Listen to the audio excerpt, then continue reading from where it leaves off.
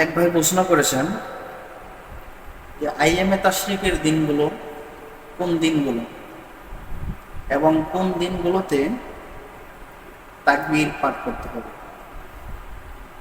আমি আপনার উত্তরে বলবো যে আইএমএ তাশরিক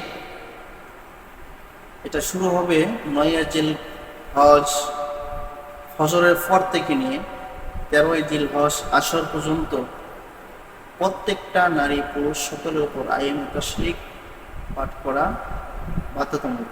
সবাইকে আইএমএ তাশরিক ফরজ নামাজের পরে একবার করে পড়তে হবে।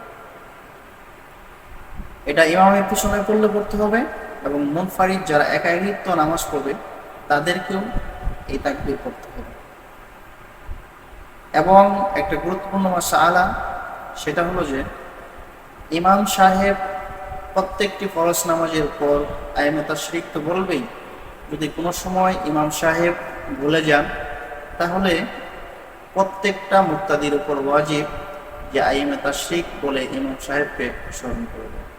আশা করি আপনার প্রশ্নের উত্তর বুঝতে পেরেছেন। দেখুন